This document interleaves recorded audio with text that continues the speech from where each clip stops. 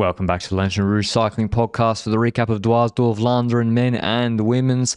It's a World Tour race in the men's and a dot pro in the women's, but frankly, there's stacked teams or all the World Tour teams pretty much in both of the races. In the men's edition, it starts in Roeselare and finishes in Waregem. It's a bit of an easier course this year on paper, to steal Benji's expression, 184 Ks, and they removed the run-in where all the riders, Sturven, Van Aert and Kirsch, crashed last year on the fast run-in, and so they took out a hard climb, can't remember which one, and then there's a series of... Canarieberg? Okay, so yeah, which is a very hard climb. The climbs start with the Volkenberg, Berg ten Houte, Nochteberg, Hotond, and then they do that rep again, and then they go and do the Eichenberg, and so actually the Nochteberg is a pretty hard climb. It's like 1K at 7.7%. It's not cobbled, so there's not so many cobbled climbs here.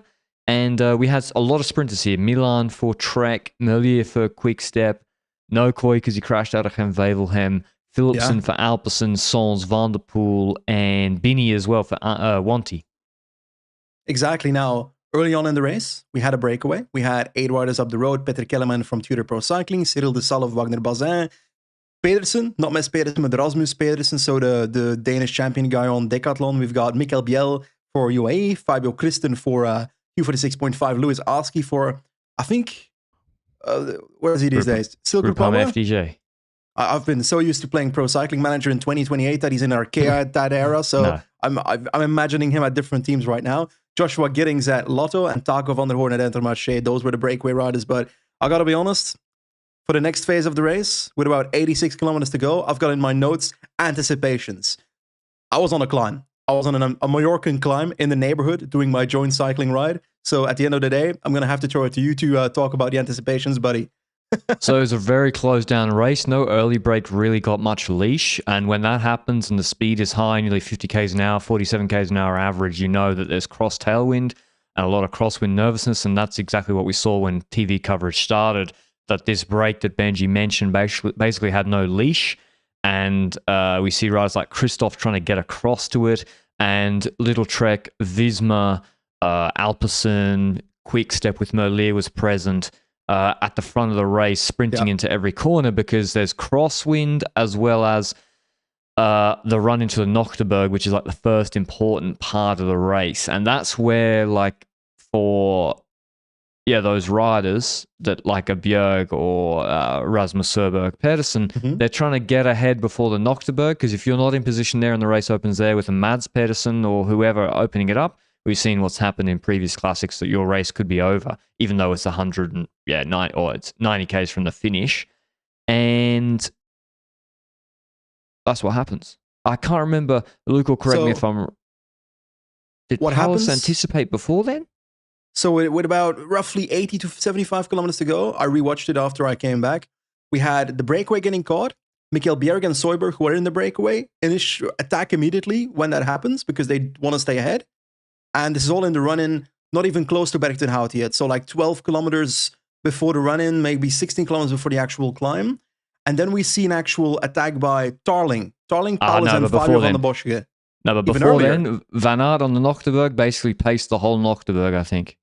With Jurgensen in the wheel, that created like a group of 30 from which then Tarling and Palace anticipated. Philipsen, Merlier, Milan was already dropped on the first Nochteberg before the second Berg ten Houte. So like Visma tried to go in front. It worked this time. They had then Van Baal and Benoot in the group and a group of 30, and it looked then like it was not going to be a day for the sprinters. If Philipsen was already yo-yoing, it really looked like it was not going to be easy enough for them. And also like Tarling, Paulus, and Van den Boschke, who's been riding great in the last week, by the way. It's one of those like Uruk-hai pit members of Alpecin. We spoke about that a couple of weeks ago. He's the man of the last week, genuinely. We know Del Grosso. We know he was talented, so that's less of an Uruk-hai rider on the team. But this guy was not riding at this level yet before this week. So it's good to see that. He goes into that move with Paulus and Tarling. They actually end up basically bridging to the front of the race, which was that Bjerg and Soyberg attack. And that group actually grew to a minute in gap, which I actually found quite surprising, because like the last 15K before Berg ten Houte, you'd low-key expect it to be like a rush towards a climb, and it was a combination of both. It started with like, not necessarily the rush, but like the calming down phase, the calm before the storm. That's how we call it on this podcast. And then the storm arrived, and it was in the form of, first of all, teams going to the front. Then eventually, Visma Lease Bike on one side of the road absolutely smashes it with about 74 kilometers to go. We see Pedersen and Hagenes, the first rider to take the front. But when I say smashing it, I'm telling you, smashing it.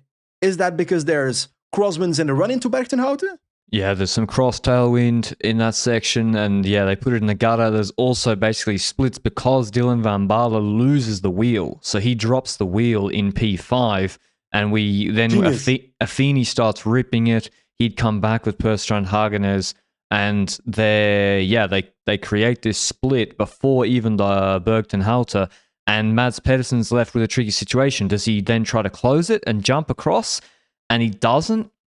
Because, you could kill your legs. Affini's riding, literally, he's going to get in the car straight after this pull, riding 1,000,000 watts on the flat. And so, you have a group of 4 Visma. They then get to the Berchtenhouten. And Mate, before it splits further, seeing that Groupama rider desperately trying to close the gap to 4 Visma riders where Affini is absolutely shredding it at the front. I was like, that poor man, Clément Rousseau. He's never closing this, but... No, respect Clément Rousseau, cousin of Quentin Pacher, at least from how they look with the beard. He's actually been good this classic season, Rousseau. I believe you, but at the end of the day, he's not closing. 4 Visma riders led by Affini, and this is the thing, before we go to Berchtenhouten, I've spoken about Wout van Aert's positioning in the last couple of months.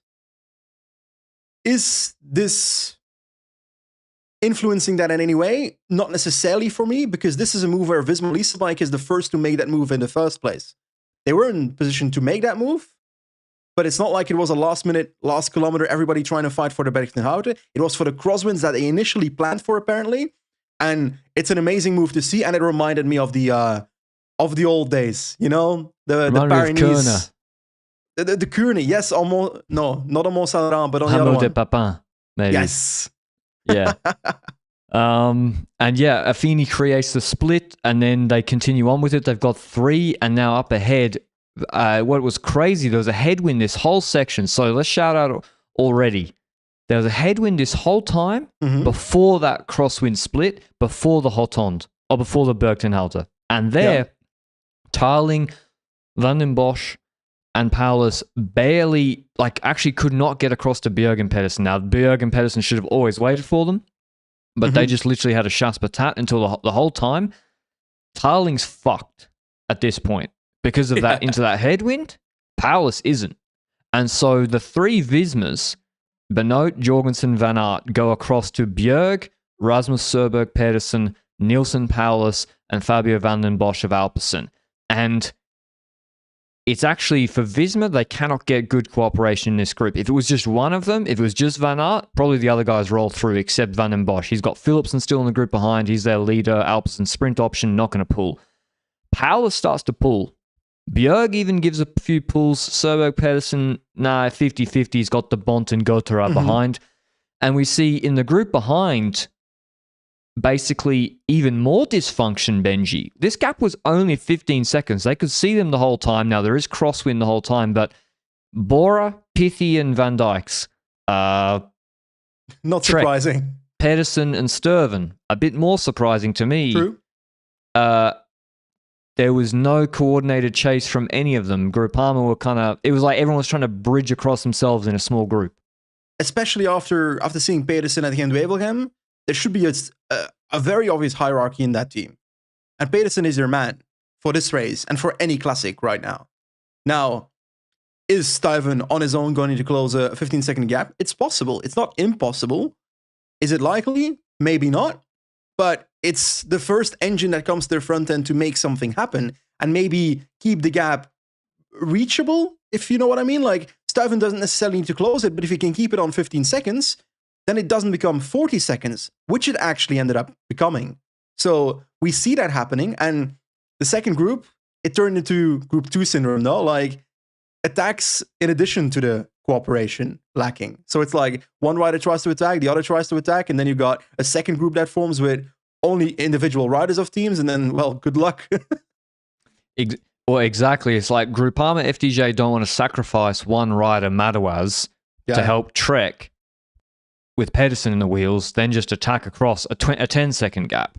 They'd rather create a group and get across themselves. The problem is that stop-start doesn't work, but still, there was not good cohesion in front. Van den Bosch was doing a very good job blocking it up for Alpecin. This group did not get a huge gap ahead, so it wasn't like Visma were just going to ride away with it TTT style, even though Palace was immediately contributing. And so we get to where it has to happen or not. The Nocturberg, and the second Nocturberg is where Benoit is a climb that suits him, like a 2-minute tarmac steep climb for an Amstel it's an Amstel style climb. He drills it and just drops everyone from the break. Bjerg, Søberg, Pedersen, Van den Bosch drops all the dead weight except Nielsen Paulus, who's been third in this race before. Drops everybody, and Paulus is there easily. In fact, you saw Jorgensen wasn't pulling. He looked like he was suffering at the top of the Nocturberg, and so it's now 3-1. But for Visma, it's a good situation. Paulus is contributing, and now Dylan Van Baarle has 3 allies in the group behind. EF start blocking with Honoré, I think Mattis Mikkels and Harry Sweeney, and so now there's them plus Van Baarle covering all of Mads Pedersen's frenetic attacks. Question, how many kilometers from the finish line were we at this point? Or like 60, about 60 Ks, maybe 55 Ks from the finish. Mads Pedersen this was like his make or break moment, and I think he got close on the Nocturberg, but Benoit was so strong pulling. Sheffield had also pulled all out and spent his bullet. I do think if some of the second tier leaders had pulled in that group, someone would have been able to bridge across on the Nocturberg the second time, but that didn't happen. And then at this point, I thought they're never being caught. Yeah. Because all the domestiques are either gone or completely fucked. You have EF blocking. Sturven's not riding for Pedersen.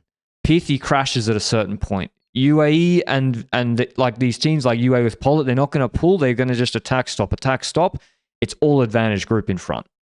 Exactly. So then we start looking at the front group, and as the race continued, 50 kilometers to go, 40 kilometers to go, the gap remained relatively stable at around 40, 45 seconds. So it became that same gap, and because we see the non-cooperative attacks behind, it closes down a little bit, then they sit up again. It closes down a little bit, then they sit up again. That's why it stays at the 40, 45 seconds this entire time. And with about 30 kilometers to go, we started chatting to each other, and we started chatting tactics for the race. And I won't discuss here, but very, very, very simple. From this point on, you've got 3 versus 1 in the front group.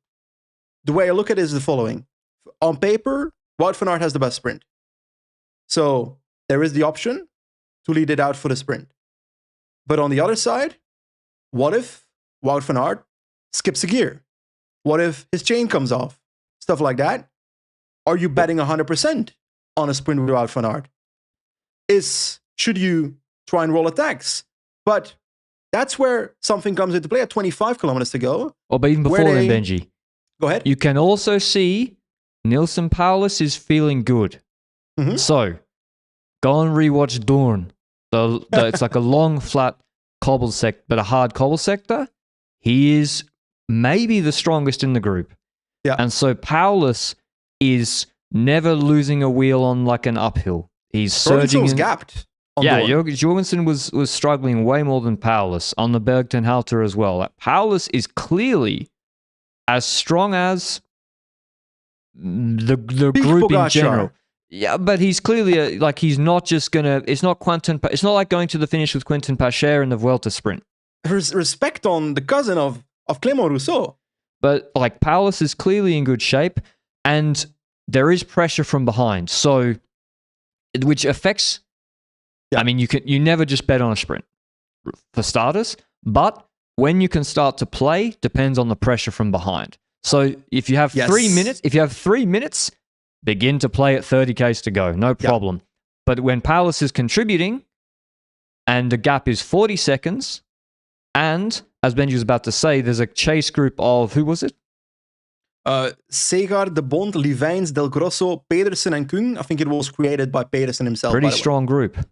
It was a pretty strong group, and it is a 40-second gap, so we see at 25 kilometers to go, a move. I'm not sure it was 100% on purpose. There's 2 Visma riders off the front. Paulus is, let's rephrase it. We've got 4 riders in the breakaway. 3 Visma riders, 1 Paulus. Paulus is basically sitting in third, fourth position, and it's like he takes something, or he tries to take a gel, or tries to eat something, whatever. And in that moment, the third rider, it might have been Benoit, sees that and lets the gap in front of him open, is how I perceive that situation, which is why 2 riders rode off the front. Was it Jorgensen and Van Aert that rode off the front for a second? Jorgensen off the front, yeah. And they already, you get the gap like that. Yeah. And just by rolling with that, they didn't even attack. Paulus has to do a big effort. And actually, when this chase group begins, and this chase group is actually also not just a problem for Visma, but also for Paulus, because there's no Mattis Mikkels in that group.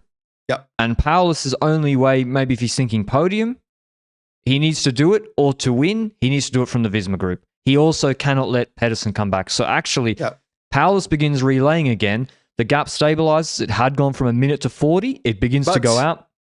Before we continue here, for me, there's a difference now between rolling attacks at 25. That attack, I don't necessarily have an issue with it, because it was like trying to use an opportunity that happens. Yeah, it was a bit of a moment, where, okay, we're going to try and make it hard for you, Paulus. That's how it felt. And Paulus obviously realized, took him 2 seconds, closes that like you mentioned. But I find it good that Visma did not start rolling attacks from that point onwards for the next 10 kilometers. From 25 to 15 kilometers to go, they should not be rolling attacks for me. Because then, like you said, the pressure is there. But you don't need to. Like when you have a numerical advantage, you can start really, really late with the attacks. Yeah. Like doing a 3v1, you can make sure the group behind is out of the play, and you can start at literally 3Ks to go. And I think 10 to 6 is the area. Yeah. But you can even do it, Benji, in the last corner. You can literally do it in the last corner and still make it work and play the numbers. So yeah, of course, with the pressure of Pedersen behind, you don't start playing at 25. Paulus begins to relay. That's also a signal. Paulus's few indications here. Paulus on the Knocker berg, not the tarmac side. He's pulling hard. Out of every corner, Paulus is never on a gap. There's a highway with about 6Ks to go or 7Ks to go. Paulus pulls full on that to keep the pace high. And he's also trying to stop a stall, because Paulus is expecting, I'm about to get attacked from behind by Benoit and Jorgensen. And he's trying to keep the pace high for that reason. And where the kilometers start ticking down, Benji, 10, 9. Suddenly we see Van Aert at the back of the group, or sitting in third wheel. Benoit and Jorgensen are relaying. Paulus doesn't have to pull anymore. Yeah. At 7Ks to go. 6Ks to go. Okay, the gap is now 52 seconds. They've taken time on the Pedersen group. The Pedersen group, you're not going to close 50. Yeah, you're not going to close 50 seconds. That's for sure. Yeah, that's true. And 5Ks to go, Benji? I was like, it's going to happen now. Through a corner. Because when you got 3v1, you don't even need to attack. You don't even need to attack. Because Paulus is at the back of the group, which is a quote-unquote mistake. Yep. If you sit at the back of the group 3v1, then Van Aert just loses the wheel, and you have 2 guys pulling full ahead out of the corner, you're flicked. And you have to close it. And they've done no additional effort. It never comes, Benji. It never comes. Last 4 kilometers, last 3 kilometers, last 2 kilometers, they're going for a sprint with Wout van Aert. And, on paper, you'd say, sure, Wout van Aert has on paper, based on history, the best sprint in this group.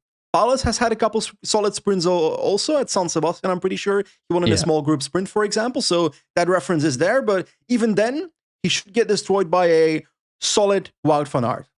But I have the issue with the what-ifs. What if he skips a gear? What if the chain drops? What if stuff like that happens? And then I'm not even thinking about his legs. I'm thinking about things that can go wrong in a sprint when you have 3 riders and a multi-rider advantage in the group.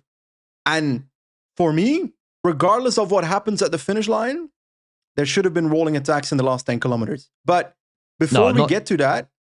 Just even the sprint, when you have 3v1, you never let the guy start the sprint last wheel.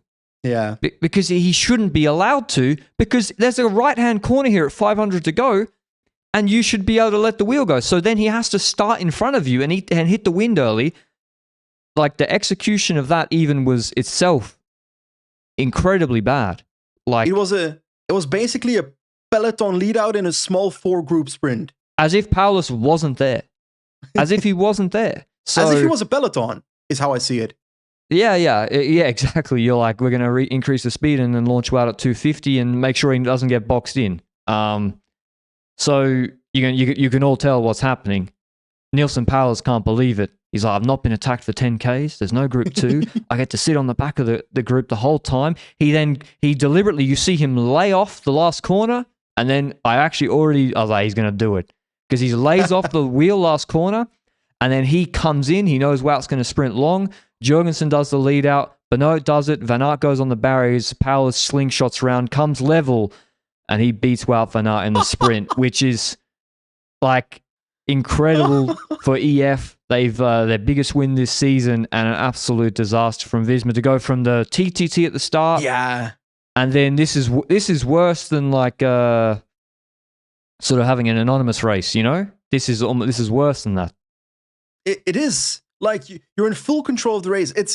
Let's be honest, Paulus did a standard here. That is the comparison that everyone is going to make. Standard beat 3 quick-step riders in Omloop at Nieuwsblad 2015? 2015, yeah.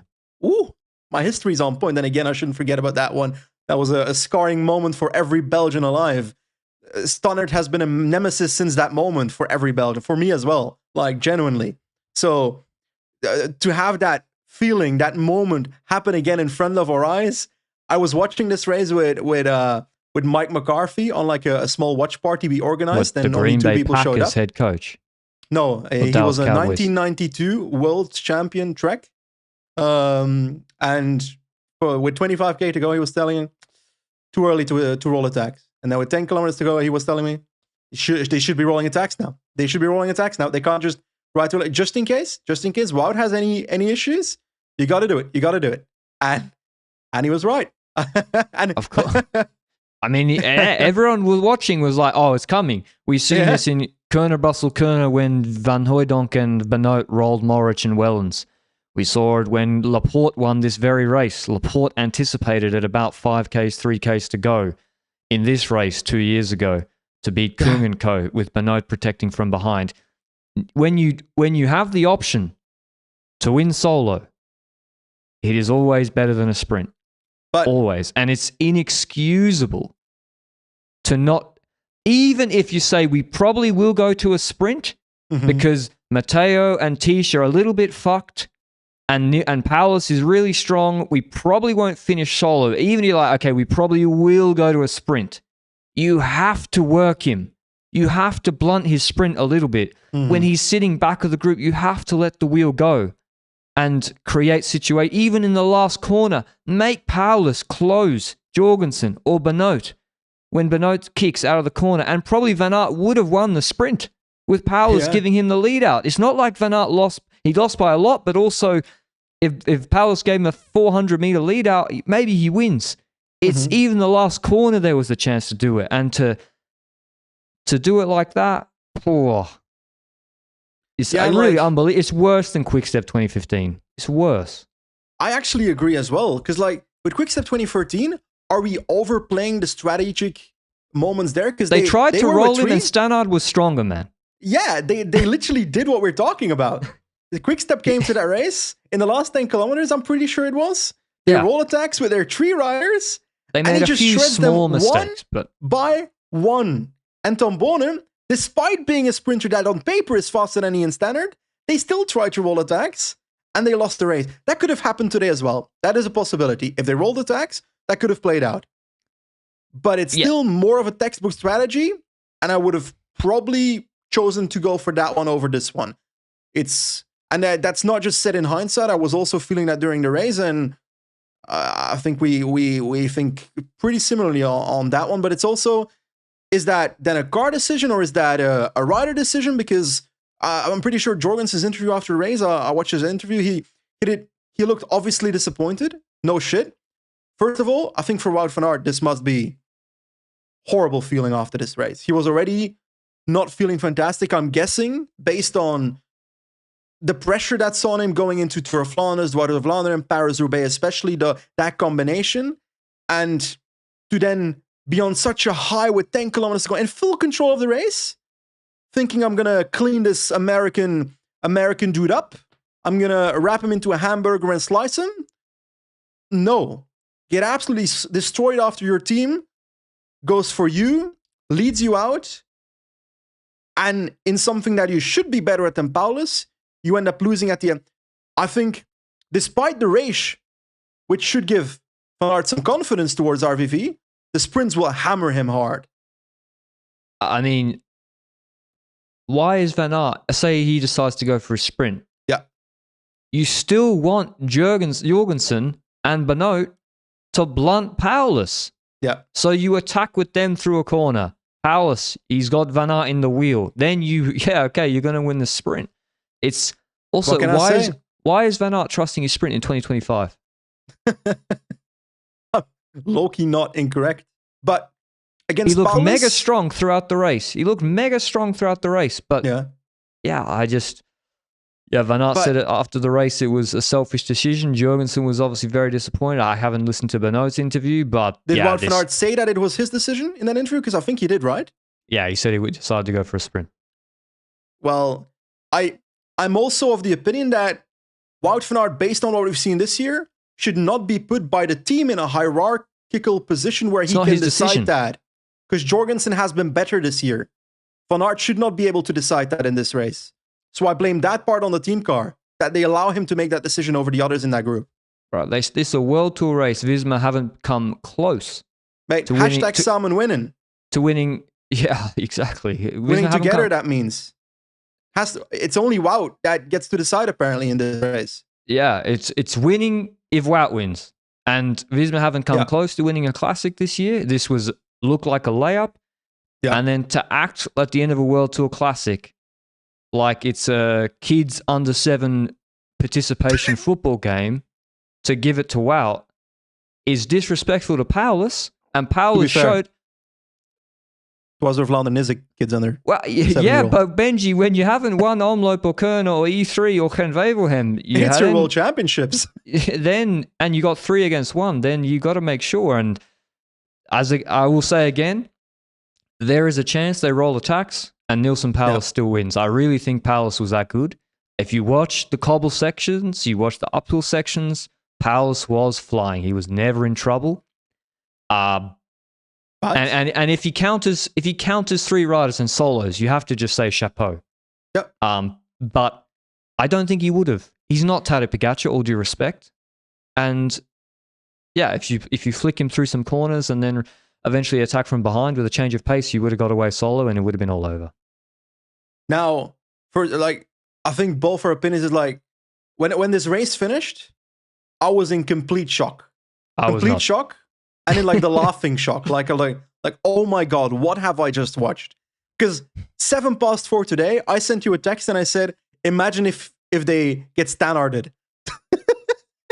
And it seemed like, in my head, it was near impossible for that to happen today. Paulus was strong, but even going to the sprint, I still didn't expect it to happen, you know? And that's the beauty of the sport, the unpredictability, these kind of moments. These moments where the underdog wins against 3 riders in a group ahead. That's why I watch cycling. This is why I love this sport. It was the best classic so far. For the entertainment. 100%. Pedersen never gave up. I gotta say, I said 2 days ago, Dwars Door Vlaanderen has no identity. From today onwards, it will be remembered as... The identity of this race is basically from this point onwards. It is the race where Visma Leasebike lost against 1 rider with 3 in my head. Well, we're still talking about Quickstep Stannard Omloop 2015, 10 years later. I don't know who won Flanders and Roubaix that year. 2015? Is that the Christoph year? Maybe, yeah. And Roubaix... Cancellara? Maybe? I don't know. The chat is going to correct us. Maybe Terpstra? You see what I mean? It's... Terpstra might have been the one. I don't know. This will be remembered for a long, long time. What a moment, man. But it's crazy. It was crazy. Like Paulus just pretending he's not there. Pedersen just spamming attack. Sturven refusing to pull, then crashing, and then Sturven still finishes like in 18th. Like Pedersen could have won today as well. Degenkolb won Roubaix 2015. Did he? Okay. Couldn't have remembered that for the life of me. Yeah. So where to from here, Benji? I should do the top 10. I should do the results. Paulus wins ahead of Van Aert, Benoit, Jorgensen. Then Mads Pedersen wins the bunch sprint behind 5th. Thibaut Del Grosso, incredibly impressive, 6th. De Bont 7th. Arjen Levens, good again, 8th. Kung 9th. Alex Segart 10th. I was right. Christoph won RVV 2015. Did he? I'm taking credit for that one. That's the brains for one's working. A broken clock strikes right twice. Anyway, I want to bring this forward though, because Dwars Door Vlaanderen, Visma Leasebike shreds the race, rides away with 3 riders. Looking at that angle for a second, this changes absolutely nothing for me for the Tour of Flanders. It only gives me the confidence that Wout has the level to compete, that Jorgensen has the level we expect him to have, that Benoit was actually looking good today. And those 3 aspects, still, if they go to the Oude Quaremont, the second Oude Quaremont with Pogacar and Van der Poel, in my opinion, they get dropped in the next 20 kilometers from that point. It could be on that Oude Quaremont, could be the Koppenberg, it could be wherever. They get dropped, in my opinion.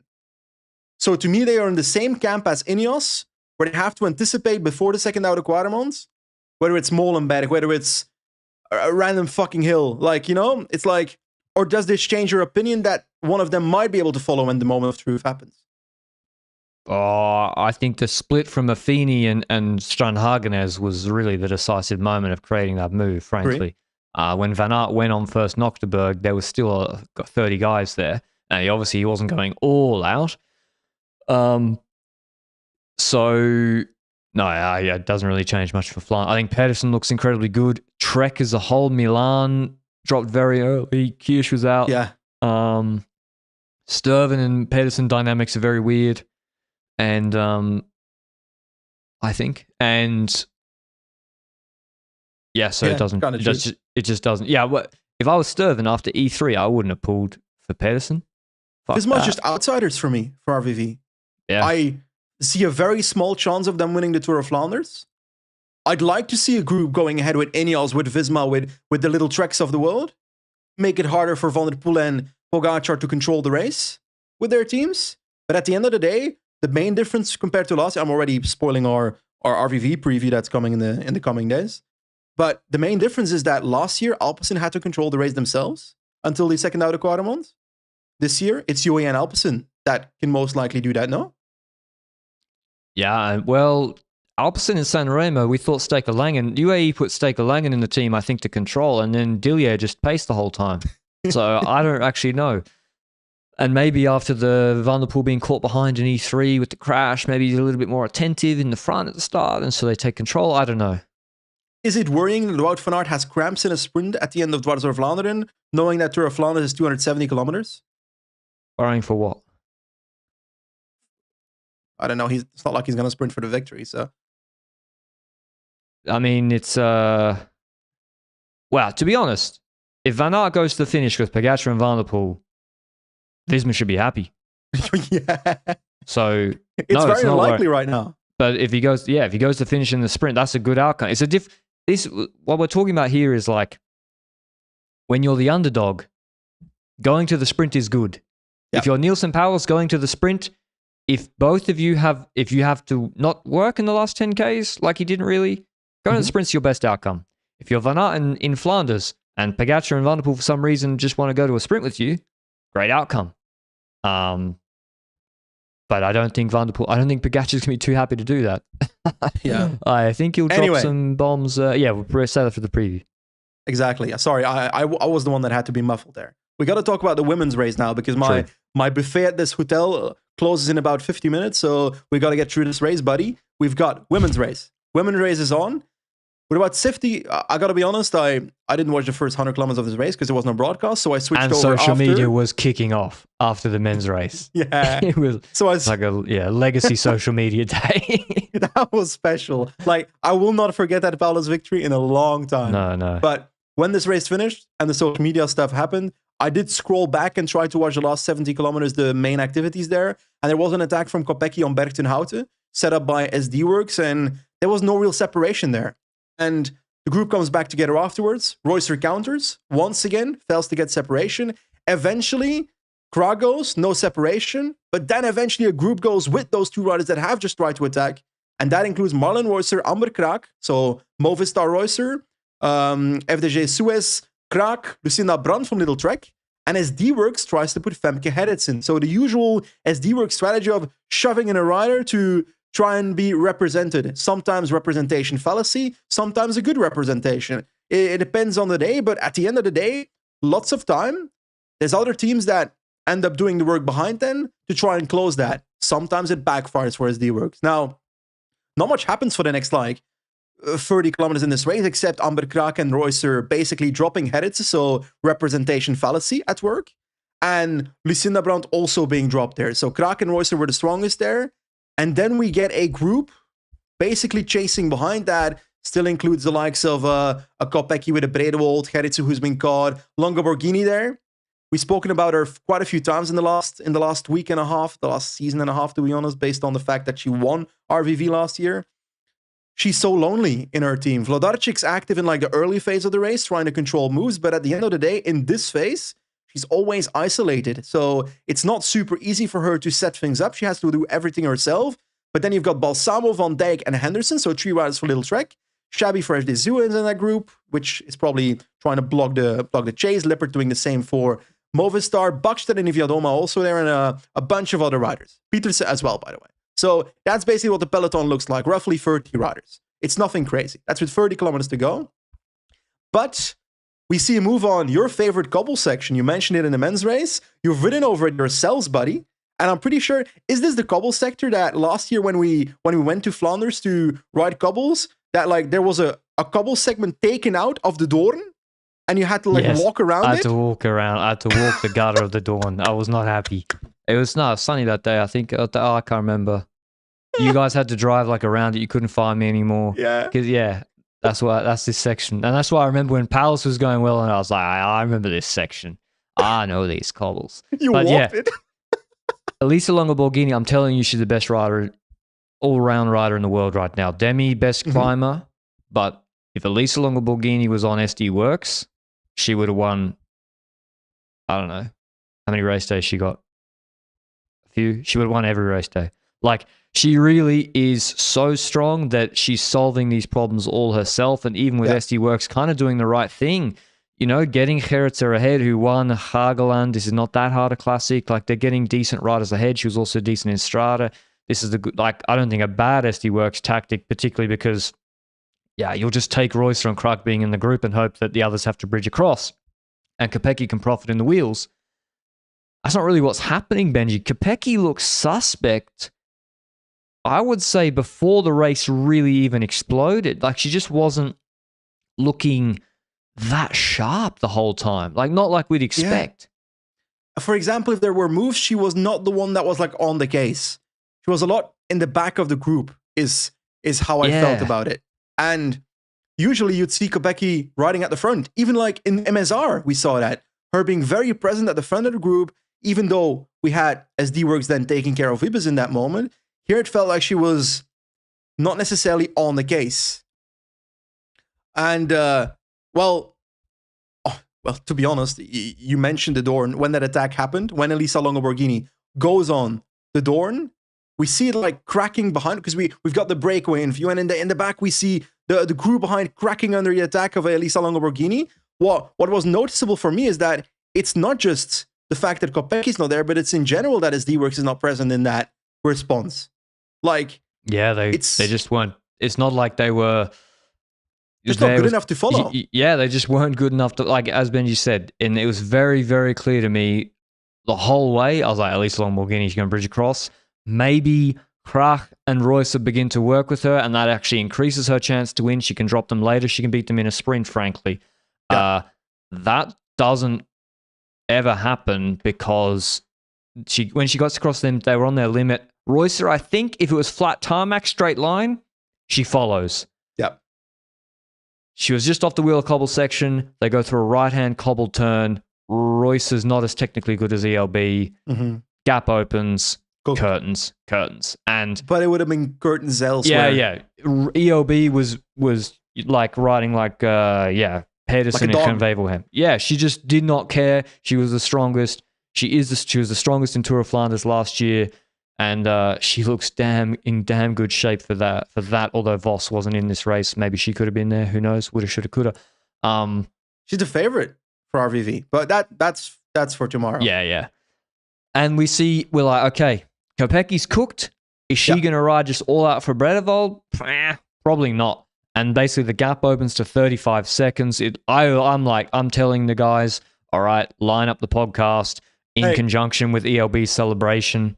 Exactly. You said line it up, get ready. I walk upstairs to my hotel room, and I get upstairs. I'm like, let me check out my phone. Like, let me look at the stream here, and I'm like, 15 seconds? What happened? Turns out on the Nokereberg, which you rode up, you didn't walk up that day, that mythical day in 2024. We see Schweinberger coming to the front of Phoenix with a teammate in the wheel, Puck Pietersen, and they basically shred it for a little bit. Pietersen then goes after Schweinberger, who she went full Parkeggio, Schweinberger, with that move, and Pietersen brings it down to, well, her move doesn't bring it down straight to 15 seconds, but her move and then a follow-up counter by another rider brings it down to 15 seconds, and then it stops.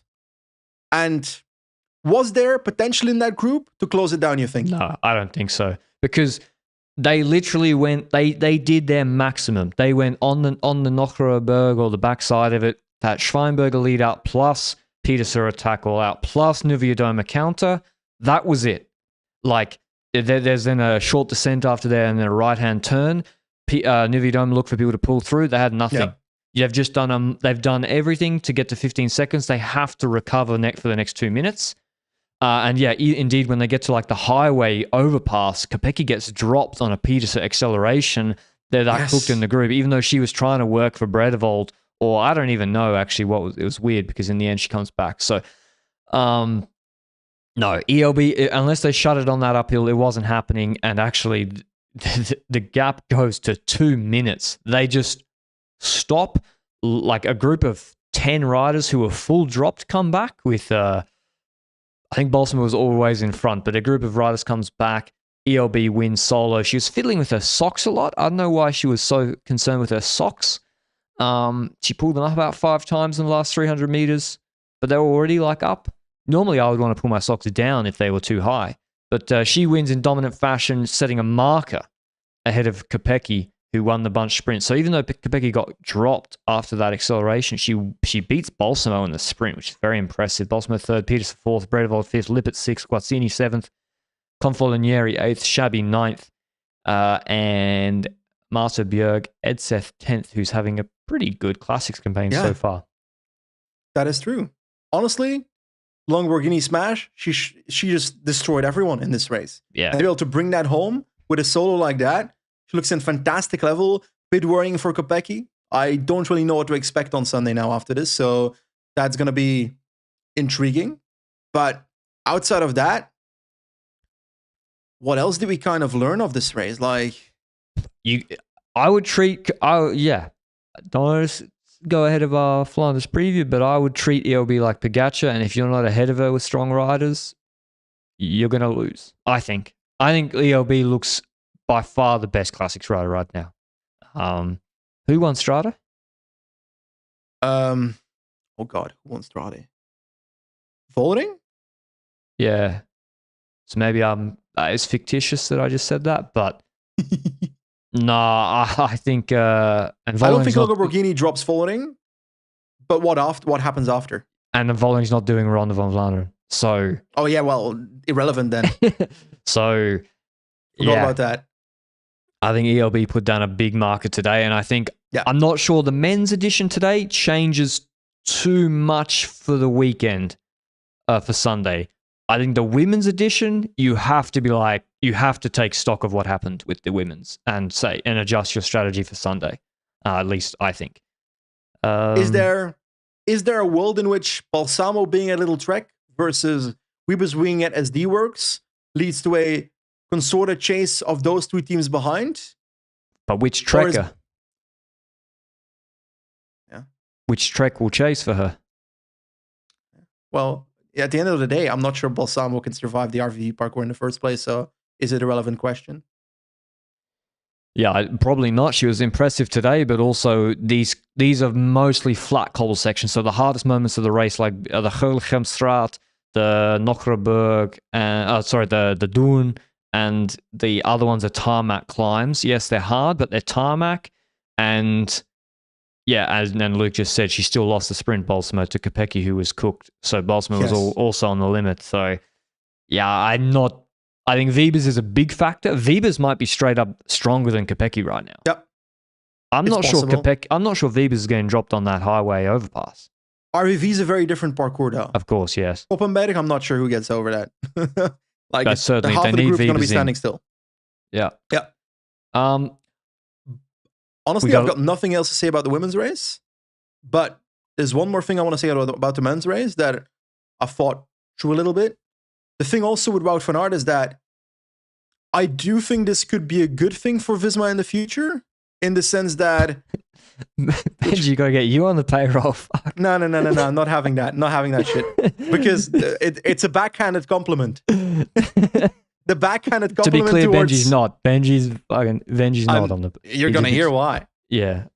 The reason that it's a backhanded compliment is that I think it's a good thing that Wout van Aert, being in the hierarchy to make that decision to go for the sprint,